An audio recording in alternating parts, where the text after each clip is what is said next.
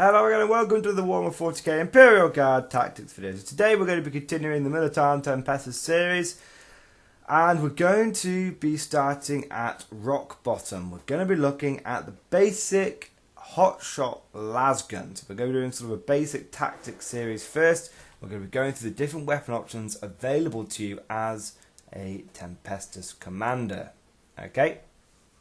Now, what you have to remember is that the basic Tempestus Scion is 9 points, okay? Not 10 points, 9 points. But you have to pay 1 point for your hotshot lasgun. Now that's really, really important. It's just something I want to remind people of, because a lot of the time people just, and I've seen this mistake made quite a lot of times, is people assume that they are 10 points because it's just natural to think they are.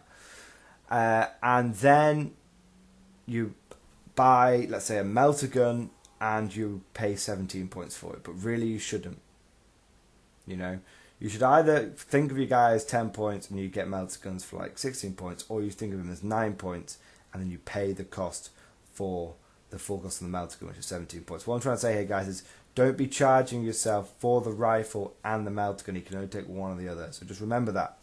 Anyway, before we get into things like melter guns, plasma guns, and all the other weapons available to the Scions, it's very important to take a look at the basic weapon that they come with, because it is an absolutely awesome basic weapon.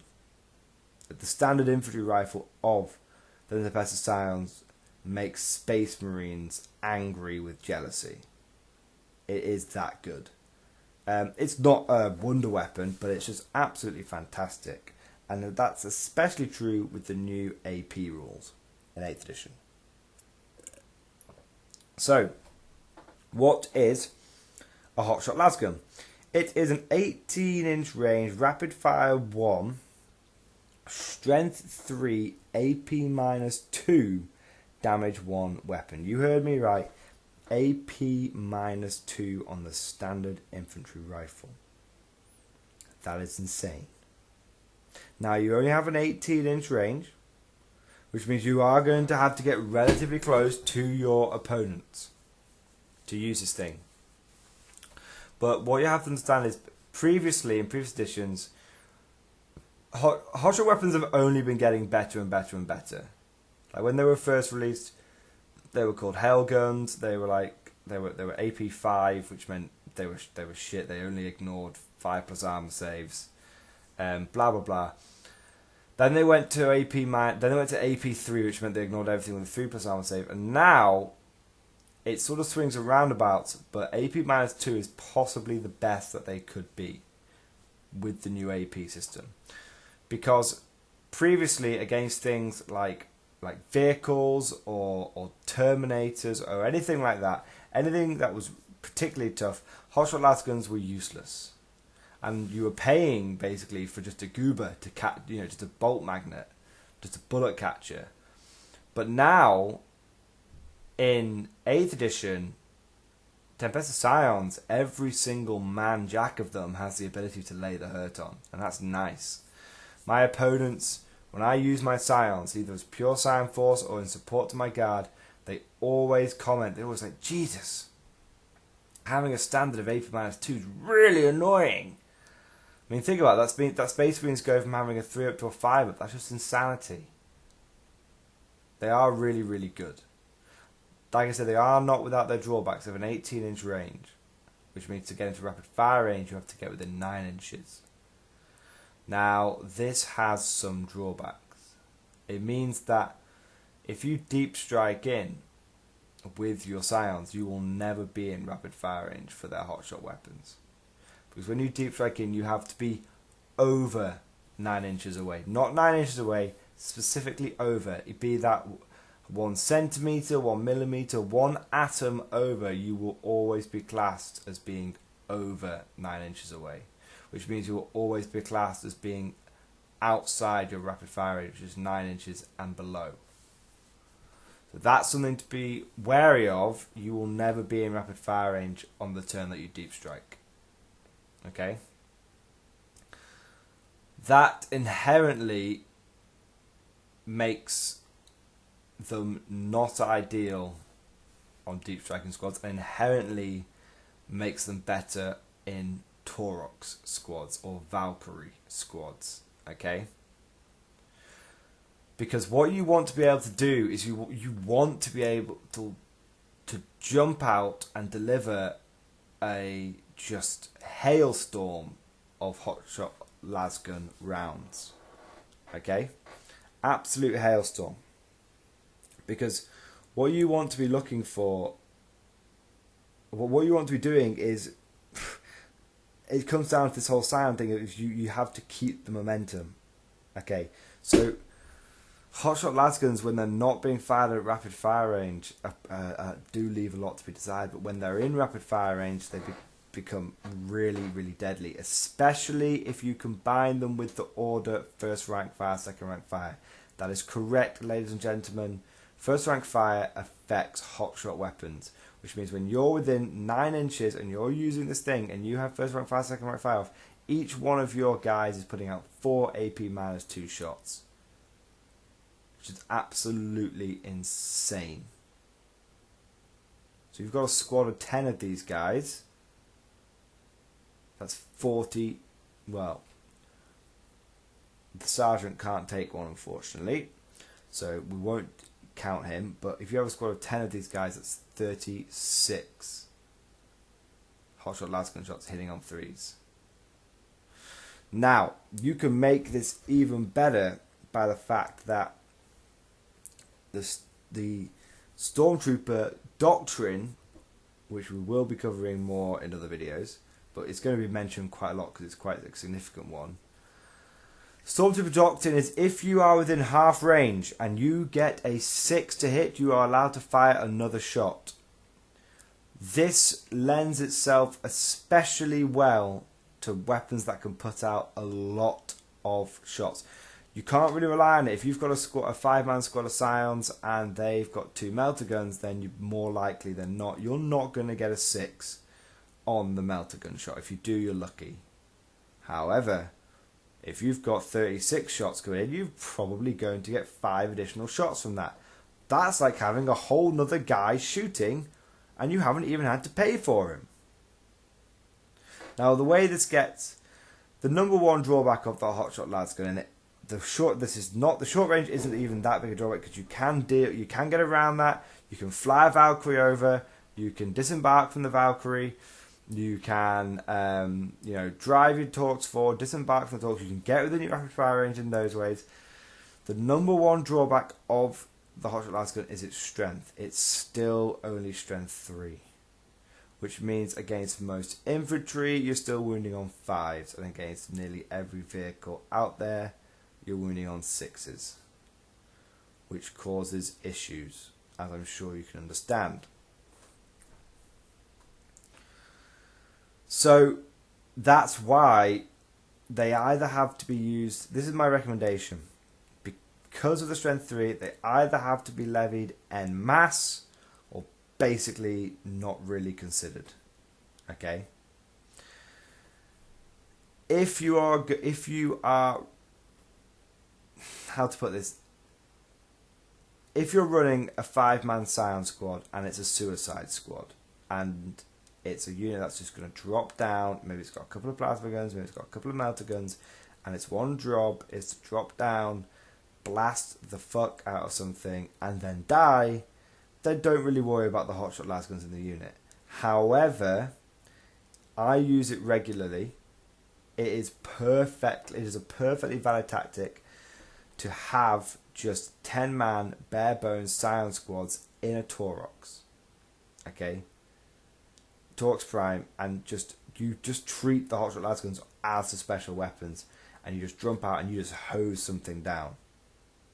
If you're looking, one of the things that a lot of people say Militarum Tempestus struggle with is hordes. That they're really, we don't want to get off topic here, but they're really, really good at dealing with high value elite units because they're very surgical. They're like a scalpel. They're like a surgical strike. They will come in. They will carve a piece of the enemy's army away.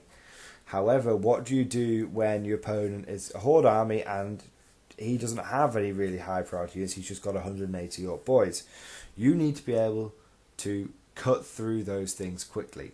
And one of the best ways to do that, especially to cut through a horde army, as Tempestus Scions, is to have 2 or 3 of these guys. I recommend a minimum of 2. Okay, if you're going pure Scion, you want 2 squads and Torx Primes, 10-man squads. You want the men to have, well, technically one is a 10-man squad and one's a 9-man squad. Okay, because you're also going to take a Tempestus Prime with them. And what you're going to do is you're going to put both of these units and a Tempestus Prime in the Torx Primes. And the Torx Prime is going to be armed with Torx Gatling guns and hotshot volley guns. And what you're going to do is, if you see a horde army, if you see a unit of 30 boys coming towards you down one flank, maybe it's 2 units of 30 boys, maybe it's 2 units of 30 gaunts, you see 2 of these units coming down at you, down one flank, what you do is you just drive these 2 units forward, 2 vehicles and 20 infantry versus 60, 80 infantry. You jump out in rapid fire range. You're in half range. And you just unleash 72 hotshot lasgun rounds. And you, on top of that, you unleash the 40 Torx Gatling rounds and the 16 hotshot volley gun rounds. That will, I guarantee it, cut through 30 to 40 enemy infantry easily. It's just an insane amount of fire. They won't be getting saves. So, what I'm trying to say is, hotshot lasguns are the Militarum Tempestus answer to, one of their answers to large horde armies which the Tempestus Scions traditionally struggle with. So there you go, guys. You don't really want to be putting these things on your command squads. You don't really want to be putting these things or worrying about these things on your little 5-man suicide squads.